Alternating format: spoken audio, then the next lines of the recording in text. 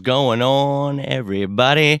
Hope you're all having yourselves a great night. Thank you for tuning in to another edition of On the Road to Victory. I am Jimmy Smith, and if you guys have any questions or comments you want to throw in here, just wanted to talk a little bit about this draft. Get your guys' thoughts on it, your feelings, see if maybe you have changed your mind about how you're feeling. I know a lot of people were very, very upset about this draft. A lot of guys that they wanted fell. You saw about the heart issue with JOK. That is why he was falling. Got ourselves a stud lineman. Yes, we all hope he stays healthy, but could be a very key piece to this offensive line for a very long time. So, talked about every single one of these picks as they were made, and then we talked about them after that, and then we talked about them again. So, we have broke down all these guys, talked about what they're going to mean to this team. We talked about the grade I gave them. Nice A minus. Now, you got to keep in mind why I gave them this. Not only did they get themselves a true number one wide receiver, they added all kinds of really nice depth pieces that could be a big part of this future. Kenneth Gainwell, I love on the offense, but you talk about Milton Williams, Zach McPherson, yeah, all of them. Honestly, I like Teron Jackson. I like Jacoby Stevens. I think even Marlon Tuipulotu and Patrick Johnson, all these guys are going to make an impact in the future. And I think that's what we have to look at here, guys. We're building for the future. We're retooling. So, sure, it wasn't day one starters. We all wanted an outside corner. We get an inside corner. We get a slot corner. And I think, we thought that the nickel position was good with Avonte Maddox. I'm not sure how good it is with Avonte Maddox. So an upgrade, a playmaker, a guy that we've talked about, got the speed. He's got the ball, he's a playmaker, but he's definitely got to work on some things. We talked about his footwork, These are all literally stupid little things that I think Jonathan Gannon is going to teach up with this kid where I think he's going to fit in just fine. I think he was high on Daniel Jeremiah's list, higher than me. And like I said, I trust him. He gets to see more tape than I do. And that was somebody I wasn't really focusing at nickel corner too much, but I like the kid and we needed one anyway. So it is what it is at this point. Should have took JOK. Yeah. And look, that's a consensus thought, but he's got heart issues and, it is what it is. So we'll see what, becomes of Dickerson. I think he's going to be, we needed to replace Kelsey. We talked about doing that in this draft. And that's exactly what we're going to do. John, what's going on, my man? Thanks for tuning in tonight, brother. A little bit of a late one, but just got done getting home, getting to see the end of the Sixers game. It was pouring rain, a little cold. Now I am very hot. Wish I wouldn't have kept this hoodie on. Regardless, just mentioned that a couple times. Heart issue for JOK. So regardless of how you feel about these picks, and look, Matt, I get it. I totally get it. JOK, somebody I loved. He was on my board. Best player available right there. 37. Take him. Take him. Didn't do that. Landon Dickerson, though, dude, top 20 talent. If he didn't have those, obviously, injury issues, and that's why everybody's pissed. I get it. But look, maybe the blessing in disguise here is we don't really need him. And everybody's pissed. Oh, he's not going to start day one. Well, maybe he can get healthy for a year and learn under some of the best linemen that I've ever watched. I'm okay with that. So, I get it. I get your anger, Matt. I do, and I'm with you. But let's not blame it on the players we did get, right? These kids are excited to come here, especially Landon Dickerson. They're going to do what they can, to be the best player they can be on this team. And I'm really excited to see what they bring to the table.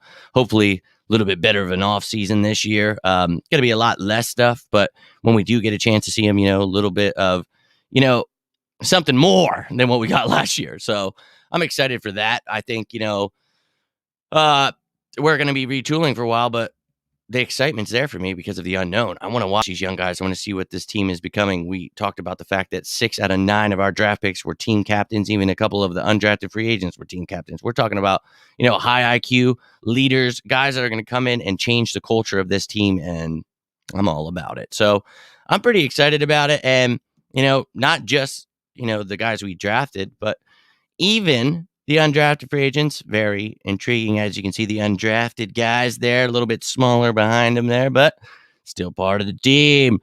Jamie Newman, obviously, has got me beyond excited. I really think that, we talked about how much of a blessing it is to him to learn under Jalen Hurts, and obviously Nick Sirianni, Shane Steichen, Kevin Patullo, and Brian Johnson we talked about. So love that. Definitely love that. And then you talk about Trevin Grimes. Oh, yes.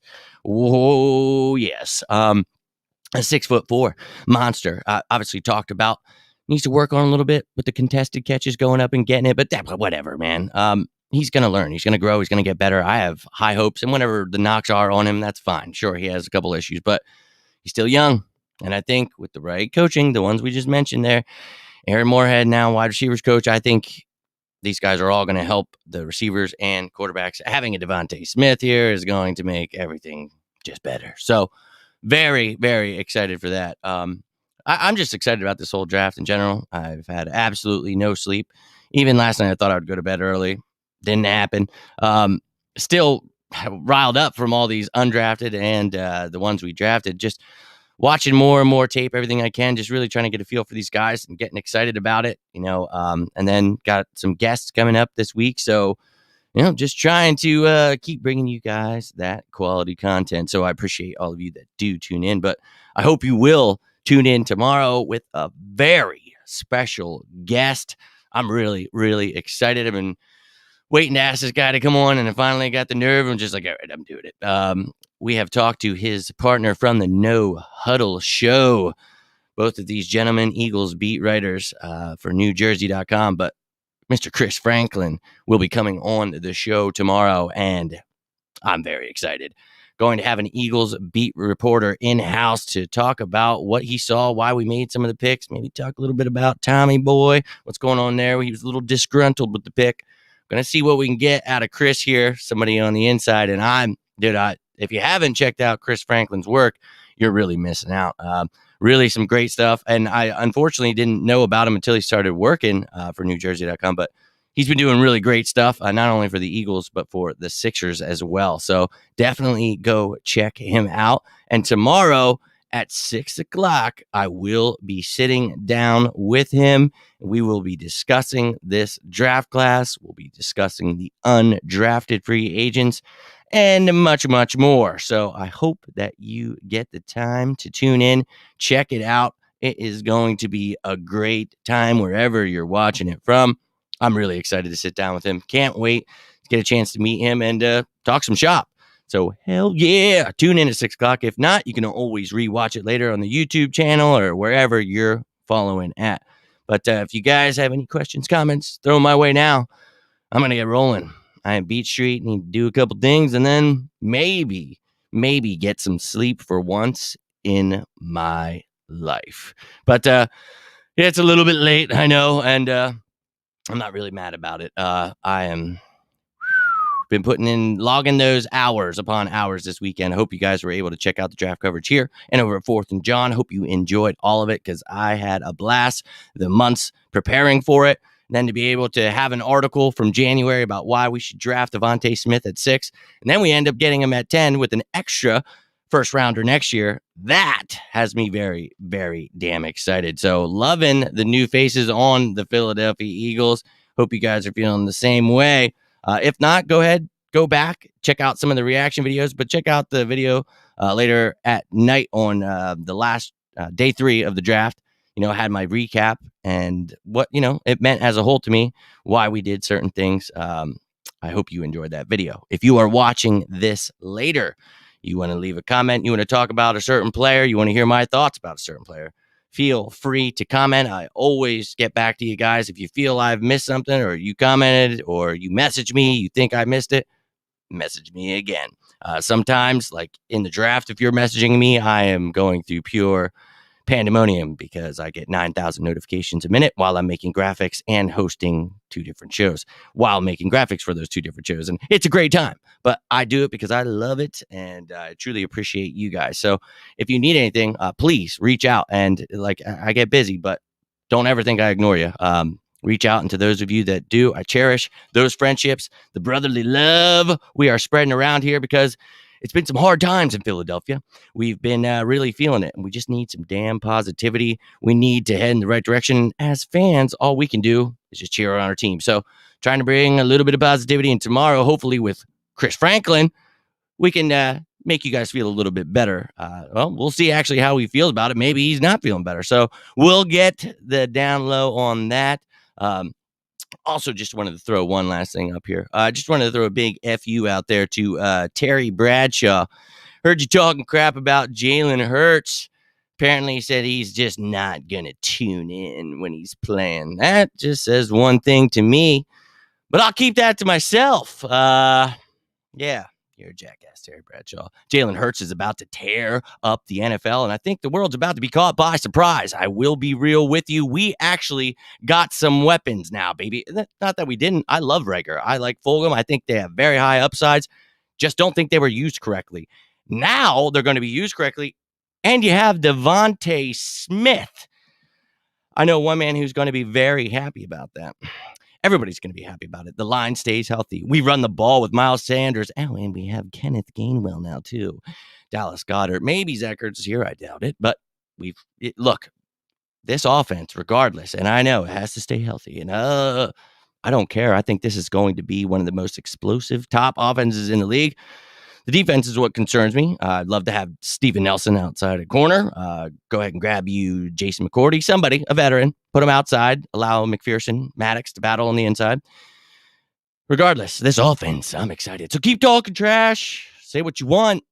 But I believe in my birds, and I believe we're heading in the right direction. Bradshaw was talking crap about Foles before the Super Bowl. Yeah, he's always talking crap. He's a hater. But why? You can talk crap and not like a player. That's fine. But to say that you're not going to watch them, why would you refuse to watch them? And even if I don't like someone, I'm still going to watch football. Like, that's pretty telling to me. Anyway, hope you guys are all having yourselves a great night. Thank you for tuning in wherever you're tuning in. You can check me out. Actually, we're going to be changing this up because I'm actually turning this into a podcast as well. So we're going to be getting that bad boy started.